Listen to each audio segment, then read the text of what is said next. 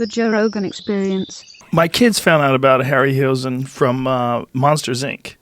And they were like, who's that? Who's Harryhausen? Yeah. And I said, well, he's the guy that made all the early monster movies. Yeah. And so then we sat down and we watched King Kong together. And they were scared at first. They're like, Yeah. oh, my God, I'm scared. But they started laughing when they saw King Kong. The stop motion. Yeah, I mean, it's today in comparison to, even comparison to your version of King Kong, when you could, make it mechanized. And, it's just, it's amazing when you think about how far we came. But, the stop motion, and Harryhausen didn't animate on King Kong. He did Mighty Joe Young. Okay. But King Kong is what inspired him. That was Willis O'Brien and Pete Peterson, who were the animators on that. But he did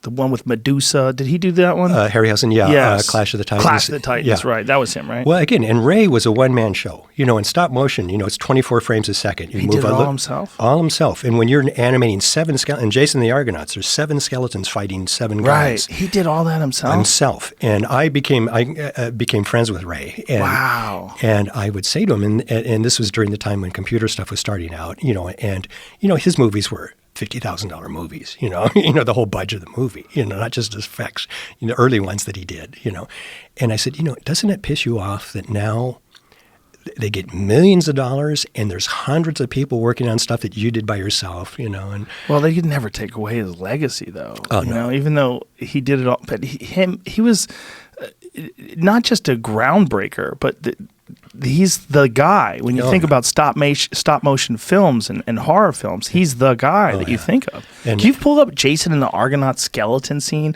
I can't believe he did that all himself. Because that's a very, very detailed and intricate scene. No, because you have to match what they're doing. Yes.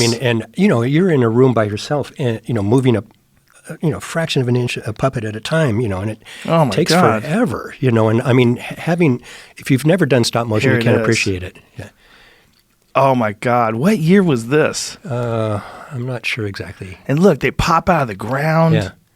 Oh, it's a great Bernard Herrmann music in this. He always had the terrific scores in his films as well. And again, he was a fan. He was a fanboy who made a living doing something that he loved. And imagine being the actors and having to sort of respond to all this. Yeah. To these skeletons that are popping out of the ground with shields and swords, which aren't there. Which which came months later. Yeah. Okay, you're seeing the skeleton now. Yeah. You're scared. He's going to take your soul. Well, Ray would kind of direct those scenes because most directors don't know what to do with that kind of stuff. Yeah. But he was, what I thought was great about Ray is like so many artists, aren't appreciated till after they're gone. Right. Ray saw the impact he had. I mean, I went to his 90th birthday celebration in England. The British Film Academy did this great tribute to Ray, and everybody showed up. I mean, Peter Jackson came. People who didn't show up sent videos. Steven Spielberg sent a video. Jim Cameron did. All talking about how much Ray's films and Ray's work influenced them, and it was really great, And it's so nice that he was able to be appreciated like that in his lifetime. And now the funny thing is I'm getting that now with my book that's come out. People are just going, "Oh my God, I love you so much and the stuff you've done." It's just it's nice to know that. I served a purpose in my life. Oh, you served a giant purpose, and you served a big purpose in my life, man. Like I said, I'm such a huge fan of your work.